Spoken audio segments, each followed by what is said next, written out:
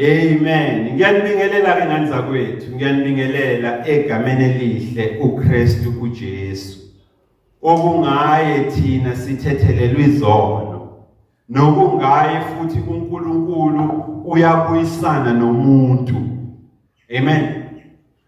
KungoKristu Jesu la uNkulunkulu ekwazi ukubuyisana khona nomuntu. Amen.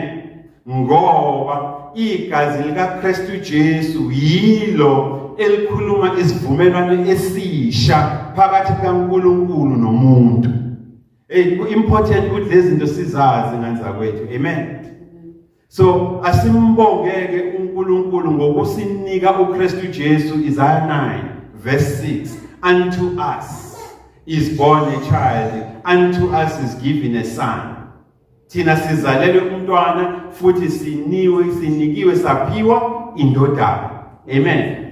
And le ndodana lena uNkulunkulu uthi igovernment, umbuso nokubusa konke kusemahlombe akhe emhlabeni nasezulwini. Amen. Ingakho ke bafowethu simbonga uNkulunkulu la ngoKristu Jesu okungaye thina sithethelele izono nokungaye futhi thina uNkulunkulu ubuyisana nathi sabantu sisesenyameni. Haleluya. Ngoba ukukhumbula kahle abaprofeti mebekhuluma ngoKristu Jesu beprofeta ngoMesiya, beprofeta ngomsindisi. Amen. Okusho ukuthi uMesiya ungumsindisi, ungubaba nomnini wensindiso. Ngamafishane uMesiya ungumsindisi futhi uyinsindiso. Amen. Ingakho umukela uKristu njengenkosi nomsindisi, usukumukele umsindisi nensindiso. Haleluya. Singelibaleke nganza kwethu ukumbonga uNkulunkulu ngokusivumela nje sisesenyameni. Singaboni kodwa uNkulunkulu asivumele ukuthi sibe sebukhoneni bakhe. Haleluya. Sitaste ukuba sebukhoneni bakhe mase sinquma ukuthi yipi indlela esikhethayo, ekaNkulunkulu noma ile yethu yenkanuko namanyana. Haleluya. Ngiyakholwa mfowethu ukuthi ngeke uthi usukutastile ubukhona bukaBaba uNkulunkulu ekuvumele ukuthi ube sebukhoneni bakhe unje. Mase uphinde wena uphindele emuva, ushaya i-U-turn, ubuyele endleleni zakho zamanyala nenkanuko nokona. Hayi kusho ukuthi ngaba uthathi kahle la ekhanda. Amen. Siyambonga uNkulunkulu ngomona mfowethu uNkulunkulu anawo ngami nawe. Scripture says uNkulunkulu unentshisakalo enzima. Unentshisakalo enzima ngami nawe. Haleluya. Ngesibisi uNkulunkulu uzathi intshisakalo anayo ngami nawe, it is even able to quench, iqeda ukoma. Yayizwa lento? Intshisakalo uNkulunkulu anayo ngami nawe iziphenduka stop nonsense, iba umlilo around wena okwazi ukuthi quench, uqeda ukoma nolaka namaqhinga emcibisholo kaSathane. uSathane akulandela ngayo akudubula ngayo. Umona loyo uNkulunkulu anawo ngami nawe. Haleluya. Mase uyama kulokho ungitshela ukuthi hayi indaba yevangeli into yabelungu yafika nabelungu ukuzodlizwe. Hayi futhi ile yakho iunderstanding yevangeli ekunika lo mbono. Mina ophethe isambulo ngokwezi kwaNkulunkulu angiyiphethe le nhlobo ye-doctrine wena oyiphethe yokudla izwe. Mina ngiphethe i-doctrine yani yephakade. Yephakade ngawo. Haleluya. Asiyambonga uNkulunkulu bafowethu, simbonge uNkulunkulu nangomoya wakhe ongcwele.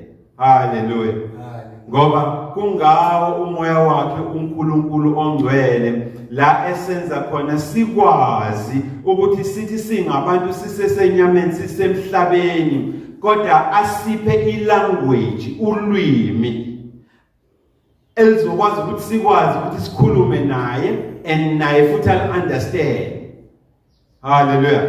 Size silibize lolo limi ngama-tongues, izilimi.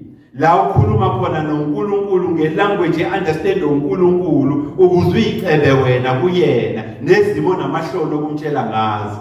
Amen. Ay angazi uyibambile ile. When God gives you a tongue, ingoba uyazi ukuthi mokhuluma ngelanguage oyiunderstandayo kunezinto ongeke uzisho nongeke uyicebe futhi ngawo. Kodwa when God gives you a language wena ongayizwa eziwo yena, wena into eyenza nje iyaku-edify, uyayibona lento?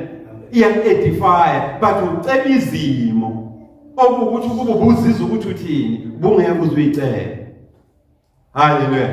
Umona loyo bafowethu uNkulunkulu anawo ngami nawe. Amen. Now imbhalo engcwele bafowethu scriptures in the book of Hebrew chapter 12 uma uye ku verse 8 angazi noma ningakwazi ukuyivula lencwadi. Amen. Scriptures in the book of Hebrews amaHebheru chapter 12 uma uzoyiqala lapha ku verse 8. Hallelujah. Hebrews chapter 12 verse 8.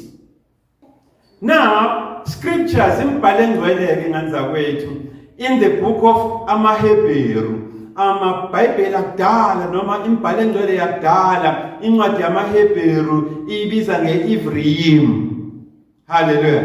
The Evrayim. What does that mean? It means the people who crossed imfula nolwandle. Amen. Abantu abangenavalo lwamanzi, abantu abangenavalo lolwandle, abantu abangenavalo lwemifula ngoba bambonile uNkulunkulu eyivula imfula iphenduka i-dry land. Yabona ukukhuluma nomuntu onjalo umuzomtshela ukuthandwa kwakho ngoNkulunkulu ephethe yena ubufakazi bokuthi do you know ukuthi ukhuluma ngobani? Do you know ukuthi uNkulunkulu okhuluma ngaye wavula ulwandle and the sea turned into dry land? Yini ongangitshela ngayo wena? Ungisabisa ngokufa. Hayi mina umuntu obulalayo ngimsabe. Ngisaba lokwazi ukubulala ini? Umphefumulo nenyama kanye kanye. Hayi nokubulala inyama kuphela. Hey Nkosi yami, yabona kuyahlupha lento yokuba nothisha epulpit ngoba uthi uyaphambili bese uva eJacobs. Hallelujah. Now scriptures ngenza kwethu in the book of Hebrews chapter 12 uma uya lapha ku verse 8. uNkulunkulu uthi kimina nawe ngaphambi kokuba sidiphe kwintshumayelo namhlanje ake siqale la. uNkulunkulu uthi lalela ke wethwala, lalela God Sanctuary Family Church, you the friends of the sanctuary. Uma sinqaba ukusolwa, amen, uma sinqaba ukukhuzwa, uma sinqaba nokuyalwa, yayizwa lento embusweni kaBaba uNkulunkulu sibala kanye nalabo abahlanganyela ezonweni nasekoneni. Angazi noma ngiyiphinde ilento. Hallelujah. uNkulunkulu uthi ngaphambi kokuba sidiphe, you the friends of the sanctuary, you the members of the sanctuary, and you who just stumbled onto this teaching and preaching, uma sinqaba ukusolwa, uma sinqaba ukukhuzwa, hallelujah, uma sinqaba ukuyalwa, hawu Nkosi yami, embusweni kaBaba uNkulunkulu abantu abafana nathi babalwa nabantu abahlanganyela ezonweni nasekoneni, babalwa nabantu abahlanganyela emanyaleni naseyinkanukweni. Ngakho ke ngokomthetho sisekelo wezulu kaBaba uNkulunkulu, ngokomthetho sisekelo kaNkulunkulu, abantu abafana nami nawe abangayaleka, abangakhuzeki, abangasoleki babizwa ngamahlongandlebe, babizwa ngamavezandlebe, abafanelwe ngisho ukuthi wenza iphutha amaphutha ubabize ngani ngamadodana. Hallelujah. Ungayigqoka iuniform yesonto, ungalirana ibandla uyibize ngomfundisi, ugqoke ngisho ukhololo umuthanda nezingubo lezi seyigqokwa manje kuthiwa impurampura. Hallelujah. Ungacula ngisho ekhwayeni abantu bangena emandleni masekucula wena, kodwa uma ungasolwa, unqaba ukuyalwa, unqaba ukukhuzwa kuleyo uniform neposition onayo esontweni nephatho yenzayo oyidlalayo esontweni, ubalwa wena kanye nabantu vele abahlanganyele koneni nasezonweni emanyaleni naseyinkalukweni, ngoba vele umthetho okulawulayo umthetho wena kayihlo uSathane. Hallelujah. The law of sin. Yabona lento ulawulwa yilowo mthetho. Ngaleyo ndlela ngokwe-constitution, ngokomthetho sisekelo wezulu, ngisho ungatshikiza mfowethu uzogquma ujuluka ube manzi uyikhomanda iworship, ujuluka ube manzi uphethe ithawula la estage ushumayela. Hallelujah. uNkulunkulu mekubheka iphunga eliphuma kuwe, iphunga lehlongandlebe, iphunga levezandlebe, awufanele nanokuthi kumele ngabula kwipulpit ngoba uyena udodana, awufanele lokubizwa wena ngododana. Thwala deda epulpit manje, deda epulpit uma umthetho okubusayo kungewona umthetho kaBaba uNkulunkulu ophethe inguna phakathi. Uma usabuswa umthetho wenkanuko zakho namanyala akho, umthetho wesono kayihlo uSathane, deda epulpit yeke ukusitshela ama-jokes ney'ndawo etravelile nezinto ezake zenzeka ngaphambilini ushumayela kwakumele zenzeke ngaleso sikhathi. Inamhlanje la kufanele sibuze kodwa lezi zinto uNkulunkulu ayezenza ngawe then ngabe usazenza yini namanje? Uma engasazenzi kwenze njani? Those are the questions nganza kwethu ekumele ngabe sikhuluma ngawo, siyawabuza. Hallelujah. Now kunesizathu ke bafowethu uNkulunkulu ekhuluma kanje nami nawe ngencwadi yamaHebheru chapter 12 verse 8. Kunesizathu uNkulunkulu ekhuluma kanje. There is a reason. Kunento uNkulunkulu afuna ukuyikhuza noma ikhuzayo mina nawe siyenzayo. Hallelujah. Kunento uNkulunkulu afuna ukuyikhuza noma ikhuzayo mina nawe siyenzayo. Kunento futhi uNkulunkulu afuna ukuyiveza. Hallelujah. Ukuze ungaziyongena ethuneni ungayazi, ufuna ukuyiveza today. Hallelujah. Now kusho ukuthini lo? Kusho ukuthi ke let us pay attention. Let us make fertile bafowethu, asenze umphefumulo wethu unone ukuze uNkulunkulu meveza isambulo sakhe bafowethu ithina simile. Yabona sinothe ukuthi ukhulumile uNkulunkulu nathi namhlanje ebandleni. Hallelujah. Now khumbula ke ngane kwethu ukuthi ngiyacabanga kuzokusiza lo ukuze nangelinye ilanga mufica kushunyayelwa ngencwadi yamaHebheru wazi ukuthi yiziphi indawo ofuneke uthi pay attention kuzona. Uma becela ukuthi nawe usukuma ushumayele, kufanele usukuma ushumayele uthini. Amen. Amen. Now usambulele ke thina uNkulunkulu la esanctuary bafowethu sihleze enyaweni kaKristu Jesu ukuthi incwadi yamaHebheru it addresses both doctrine and Christian duty. Hallelujah. Incwadi yamaHebheru yenza njani mfowethu? Ifundisa iphinde iphakamise ifundiso zokuqala zezwi likaBaba uNkulunkulu. Amen. Mese futhi iphinde isikhumbuza ngama duties ethu njengabazalwane. Amen. Kanjani ama duty? Yes. imisebenzi yethu njengamaKristu. Amen. So uma ufica kuthiwa kushunyelwa ngencwadi yamaHebheru, step number 1, okay, this is about doctrine and Christian duty. Amen. Yini uNkulunkulu ayibhekile nayibhekelele kimina uma ngibiza ngomzalwane? Yini uNkulunkulu ayibhekile nayibhekelele kimina uma senguwelile umfula wezono? Sengiphila ngaphansi kwensindiso, uKristu eseyinkosi nomsindisi kimi. Ukuthi kuvulwe yiphi incwadi when you stand up and testify about crossover. Yabona? Ukuthi when you crossed over from umuntu obuye omdala, now that usuyisidala esishwa kuKristu uJesu, this is what God is doing in your life. Yakuthipisa nje nganya kwethu. Hallelujah. Hallelujah. Now uvumeleni ke ngani zakwethu ukuthi sikhumbuzane la ukuthi kunembono eminingi ngesingisi bayibiza ama misconceptions. Amen.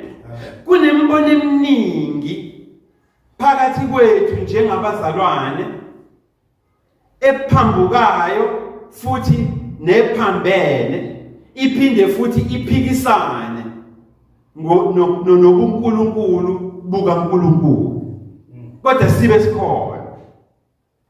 Uma ayikhona lento zibuza ukuthi ingane amasonto ebemaningi kangaka. Hallelujah. Amanye amasonto azabo omakhelwane. Amen. Elinye liku first floor, elinye liku second floor, elinye liku third floor. A building in a Lord. Noma kwistrata esodwa udlula amasonto awu8. Hallelujah. Uma ungakholwa hamba ubheka nangakini. Amen. Kunembono eminingi ama misconceptions aphilayo phakathi kwethu njengabazalwane. And lembono le most yayo iyiphutha, iphambene futhi iyaphikisana nobuNkulunkulu bukaNkulunkulu. Kodwa noma kunjalo, iphikisana injalo, kunalento esinayo thina yokukholwa ukuthi lokho esikuphethe ikona okuyikona kona. Hallelujah. Hallelujah. Kungenzeka ke mfowethu ukuthi usayibuza ukuthi thwala ngiyakuzwa but angakuzwa kahle. God Sanctuary Family Church ngiyanizwa but anganizwa kahle. For purposes of ukuthi nje siqhubeke nentshumayelo, awungiphe nje ama examples imbone imbalo. Ukuthi kungani uNkulunkulu ethi kuwe kunembono eminingi ephilayo kithina njengabazalwane, ephambukayo nephambene futhi neyiphutha esiclaima ukuthi yona esenza siqonde ubuNkulunkulu kaNkulunkulu. Hallelujah. Ukupha nje mfowethu ama examples, just to give you a few examples of why sithi miningi imbono esinayo thina abantu ephambene noNkulunkulu kaNkulunkulu. Kunezinto wena mhlambe ngenzeka ukuthi namhlanje usakholelwa kuzona. Hallelujah. Kungenzeka futhi ukuthi mhlambe uswake washumayela ngazo umfundisi ukuthi God loves the sinner but hates sin. uNkulunkulu uyamthanda umoni, uNkulunkulu uyayithanda izelelesi, kodwa isono uyazonda. Hallelujah. Hallelujah. Kungenzeka ukuthi uswawashumayela nangayo wena leyo. Kungenzeka ukuthi mhlawumbe wena wasindiswa ukukhulunywa kanjalo. Kwase kuthi izandla phezulu ikhanda phansi wabanjwa inkunzi. Hallelujah. Hallelujah. Hey Nkosi yami, kukude kwaJesu bafowethu. Amen. Hallelujah. Ukuthi uyithathaphi leyo nto ngoba uyayizwa lento ukuthi iphilosophy, iwubuhlakani bomuntu othile ofunde endaweni ethile, wazenzela igama elithile, wathi beyipresenta lento kwashawa izandla. Thina ke sile esikoleni, it is not always ukuthi thesis yakho oyibhalile i-correct, iyakwazi ukuba plausible. Kuthiwa no, you applied your mind here in a very big way. Ukwazi ukusi-challenge ukuthi sithi ubona umbala ukuthi umhlophe uthi wena ubluish. usupporte futhi ukuthi kungani lo mbala omhlophe uthi bluish, uze uhlanganisa ama paradigms embala, uyabona leyo nto, nescope sembala ne radius yembala at different angles, just to prove ukuthi white akekho white, blue. Oprofessor bakushayela izandla, oyolandela emva kwakho uyoquota athi sizoquota lapha kwi-research eyenziwa ubaba uSibanibani ubaba Thwala, la prove khona plausibly so ukuthi umbala omhlophe awukho omhlophe kodwa ublue. Baphinde bakushayela izandla bathi kusho ukuthi uresearchile nawe, kodwa akusho ukuthi uwhite awuyena white. Hallelujah. Hallelujah. So asigadeke lento bafowethu, ngoba uma imbali engcwele singayifundi sidependa kwi-philosophy ne-education yabantu esibacredita nge-respect, kuzokwenzeka silahleke ngoba bazokhuluma ama-feelings abo, ucabanga ukuthi wena uNkulunkulu okhulumayo kanti uyena umuntu sidalwa okhulumayo. Hallelujah. Amen. Ngiyakhumbula ngelinye ilanga uPawuli, siyamthemba, siyamhlonipha, siyamsalutha uPawuli. Hallelujah. Siyamkhumbula ngelinye ilanga ethi umuntu wesimame akumele akhulume ebandleni likaJehova. Hallelujah. Amen. Angifuna ningizwe kahle, angikakhulumi ngokushumayela. Amen. Sikhuluma ngokukhuluma. Hallelujah. Sikhuluma ngokufakaza. Amen. Athi no, akumele asukume. Kodwa akekho wambuza ukuthi uyithatha lento eshoyo. Noma Paul ubana nokhulumayo la, uwena noma uNkulunkulu okhuluma through wena. Akekho wawubuza lo mbuzo. Hallelujah. Kodwa siyambonga uNkulunkulu la esamshara ukuthi even sifunda imbali engcwele, uNkulunkulu siyakwazi ukumbuza ukuthi Lord, siyayizwa lento ebhalwe la, ubani kodwa okhulumayo? Ngabe wena okhulumayo noma sekukhuluma lo bhalile ngenxa ye-experience nembono anayo ngebandla. Hallelujah. Izinto ekumele sigade lezi. Ngoba umuzo ngitshela ukuthi wena uNkulunkulu uthanda iselelesi, uNkulunkulu uthanda umoni, kodwa isono uyazona. Mina lo wami uNkulunkulu ukhuluma ngenhliziyo ekumele ichobeke, ichofozeke, ishayeke. A broken and contrite heart. Ukhuluma ngenhliziyo elangazelela nelambele ukuphenduka, hayi efuna ukuqhubeka esonweni. Ibona abantu uNkulunkulu abathandayo ke lapho ukuthi uthi uyisoni but inhliziyo yakho ivule ukuthi ithobozwe ngezwi, mase uba nentshisakalo yokufuna ukuphenduka. Amen. uNkulunkulu falls in love with you and you drop the sin. Hallelujah. Enye ke ama examples there bafowethu, amanye bethu banokukholwa nokukholela ukuthi ngenxa yenhlonipha inika icredit eyinika umfundisi wakhe, iyiqiniso le ndaba yokuthi uNkulunkulu usiza abayisizayo. God help those who help themselves. Hallelujah. Usuze waduma nawe ngayo lento umushumayela ukuthi uthi wena uNkulunkulu usiza abayisizayo. Kodwa mengase sikubuza ukuthi uyithatha lento eshoyo one day, ngeke uzusibambe ngengalo usise kwi-scripture wena. Uyositshela ukuthi ngiyithatha. Hallelujah. Eminye yembono esinayo ngoNkulunkulu bafowethu ephambukile nephambanayo ne-wrong eyiphutha ngoNkulunkulu. Abanye bethu banako ukukholelwa ukuthi uNkulunkulu uyashesha ukizwa imithandazo manje, kodwa uyaphuza ukuphenduka. Hallelujah. Abanye bethu baze bashumayela nangalokho. Amen. Ngoba ucabanga ukuthi ngenxa yesikhathi eside lamanga asephile kuwo asezaphenduka kuwe abayini iqiniso. Ngoba amanga ayakwazi mfowethu, thina esenza ibiology ka standard 3 kune process ebizwa nge-metamorphosis. Hallelujah. La sasibuka khona iqanda liphenduka liba isilkworm cocoon, from isilkworm cocoon liphenduke libe impethu, from impethu liphenduke libe ivemvane. I-metamorphosis ke leyo. Hallelujah. So thina ke siyaziyo lo process. Hayi siyayiphika. Hallelujah. Hallelujah. Siyayibika leyo. Kodwa ke wona masuyikholwa namhlanje drawback. Ngoba eminye yembono esiphambane kuyona thina leyo, kodwa sibe siyibiza ngebandla likaNkulunkulu. Hallelujah. Sometimes thina umbono esinawo ngoNkulunkulu ophambukayo, noyiphutha, nophambene nobuNkulunkulu kaNkulunkulu. Sometimes siyaba sesonweni to a point la sicabange khona ukuthi uNkulunkulu uya-understand. Hallelujah. Hallelujah.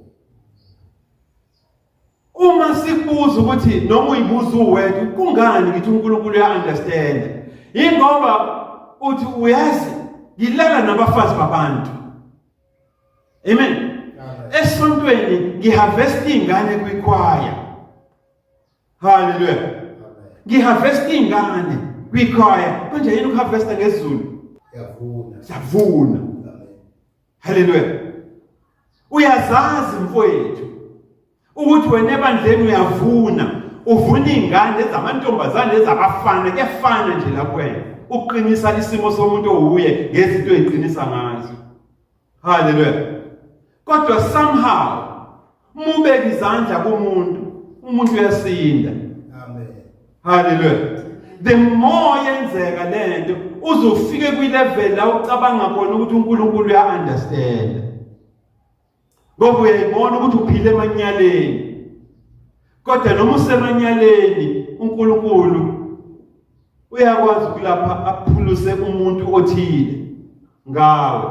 Abantu bayakwazi ukuphakamisa izandla bamukela uKristu njengenkosi nomsindisi. Mase ucabanga ukuthi uNkulunkulu uya-understand. Hayi. uNkulunkulu aka-understand mfowethu. One thing you must know about uNkulunkulu. uNkulunkulu mene appointment nomuntu. Ibandla eliseduze kuyilele lakho kuwena futhi umfundisi okulona. Ngeke uNkulunkulu aza deprive ancishe lo muntu i-deliverance yakhe ngenxa yamanyala wena ophila kuwo. I-appointment uNkulunkulu anayo ayikuyona nawe. I-appointment uNkulunkulu anayo inalo muntu lo. Ngeke uma uNkulunkulu usuke selibekile ukuthi mhla ka-12 ku-April mina nawe sine-appointment. Ngeke uNkulunkulu ngamanyala akho ne-lifestyle oyiphilayo wena mase uNkulunkulu shintshele lo muntu ane-appointment namhla ka-12 ukuthi angeke ngisaqhubeka neplan enginayo ngawe ngenxa yalo mfundisi, ngenxa kaThwala. uNkulunkulu akasebenzi kanjalo. God is not man. uNkulunkulu akayi umuntu that he can change his mind, ukuthi angashintsha ingqondo yakhe. Neither is uNkulunkulu a son of man. Uyizwa lento? That he can lie. Akayona indodana yomuntu ukuthi uNkulunkulu angaqamba amanga noma axolisa athi ngenza iphutha. Hallelujah. uNkulunkulu mene appointment nalo muntu ongenamali yokugibela aye ebandleni elithile. Kuwena ibandla eliseduzana abazi ukuwalka aye kulona. uNkulunkulu uzomguide ngoba iyindlu yendumiso kaNkulunkulu. So i-appointment iphakathi kwakhe noNkulunkulu. Hallelujah. Ezinye zezinto esidifa kuzona lezi bazalwane. Ezinye zezinto lezi sihluka kuzona njengebanga. Uyayibona lento? Kodwa sibe sitshe ukuthi uNkulunkulu sesiyam-understand, siyamazi. Kanti asazi lutho ngoNkulunkulu. Si-understanda iy'nkanuko zethu namanyala esiphila kuwo undercover of ubuzalwane. Nokuprotectana njengabangani. Hallelujah. Size sigqoke impurampura, sigqoke nezavatho, sigqoke nama-uniform to cover amahlazo ethu ngenxa yokuphila isikhathi eside ehlazweni lize liphenduke ihlazo, liphenduke i-lifestyle yokukholwa. Kodwa the day kwakhona into ekucasulayo siyoyizwa ilanguage yokuphuma emlonyeni wakho ukuthi behind lo khololo kunenunu. Ngemuva kwalesambatho uma ngisibeka phansi kunenunu. Hallelujah. Izovela man, izovela. Hallelujah. Kambe ikhuzu suphahlukile. Sesiyazi ukuthi hayi wena man. Hayi, we are just a wolf when we impungushe. Ugqoka isikhumba sethu. kodwa ngenxa yokuthi uNkulunkulu kunabantu ane-appointment nabo afuna ukuhlangana nabo. Akekho omunye okhona eseduzane labantu abangakwazi ukuwalka baye kuye ngaphandle kwaleli bandla. Wena thwala okulo. Mase uthwala phela zolo lokhu bengilele nomkasibanibani engekho eseGoli. Last week bengilele nomkasibanibani engekho esemsebenzini ngenze ngathi ngihambisa umthandazo. Kodwa still uNkulunkulu uyangisebenzisa. Ukusho ukuthi uNkulunkulu uyasunderstand isimo sami. Hallelujah. Uze uphile emanyaleni, ubuswe imithetho yesono namanyala, thinking ukuthi right. Ingakho ke kufanele sithipisane moya lapha encwadini kaMateyu chapter 7 ubuku verse 23. Uthi uNkulunkulu ukukuprovela ukuthi angiunderstand but my appointment ayinalo muntu owayeze esontweni lakho. Kunosuku oluzofika empilweni yakho mfowethu. Hallelujah. La uzothi khona Jehova mina ngaphilisa abantu ngegama lakho, ngashumayela ngegama lakho, bamamukela abantu uKristu njengenkosi nomsindisi, mesethi uKristu Jesu angikwazi. Hallelujah. Athi angikwazi, I don't know you. Angikwazi even kwamadala ejuteni wena. Kodwa wobu kade uthi uNkulunkulu uya-understand. Athi angikwazi, uthi uyakhuluma athi get the hell out of here. Hallelujah. Boom man, get out of here. Suka phambi kwami. Msebenzi wobubi. Awunamthetho, you are lawless. You are a bastard wena. Wihlomele, wivezandle. And mina embusweni kaBaba umthetho sisekelo wakhona.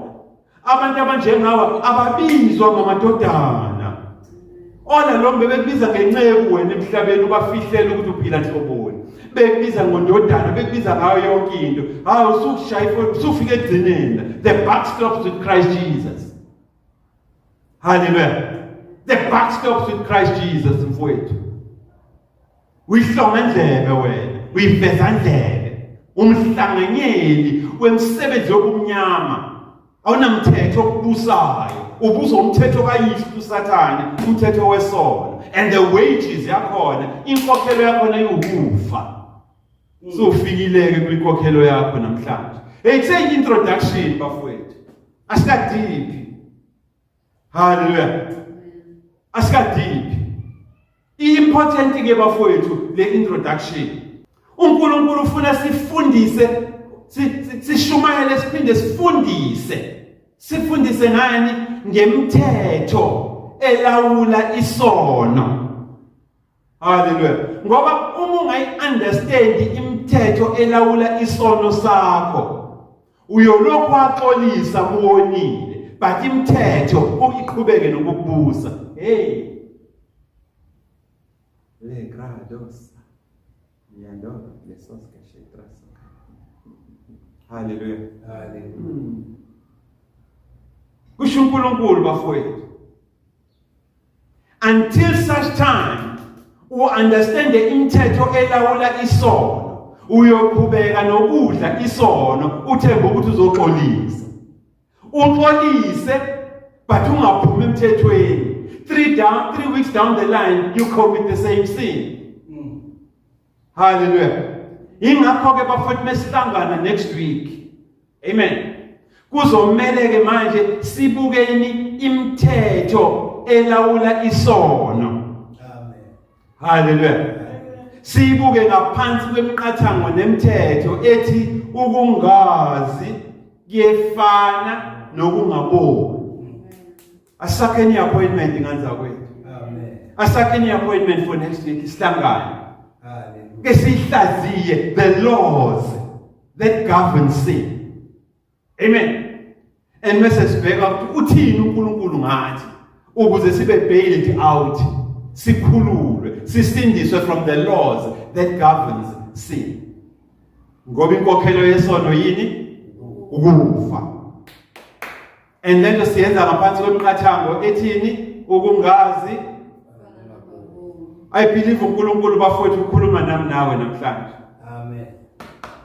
Let us make the soil of our souls be fertile. Asenze umhlabathi bafowethu weimpilo zethu nemphefumulo yethu ukuthi inone. Ukuze uNkulunkulu even singakahlangani next week bakabeqalelela lembewu le yensindiso, lembewu yeqiniso lokwazi ukuthi uNkulunkulu ubani, hayi ngowe education yakho abeqale etshali. Ukuze kambe siyahlangana next week usukwenye level, operate from a higher calling. Stay still dinganza kwethu always in the Holy Spirit of promise. Size sibuye sihlangana. Amen. Ungazi yefana nokungaboni. Imiphi imithetho elawula lezono ophila kuzo. Usuxolisile manje kangakaxolisa. But you still doing the same thing. Ayidile nani? Nomthetho ke manje. Amen. Siqhawule kuwona. Sinqamule umbilical cord, inkaba ehlanganisa nomthetho. Lo kwenza ukuthi lokuxolisa. uNkulunkulu uyakuthanda mfowethu. Hallelujah. uNkulunkulu uyasithanda. Hallelujah. Masibuyele kuJehova. Amen.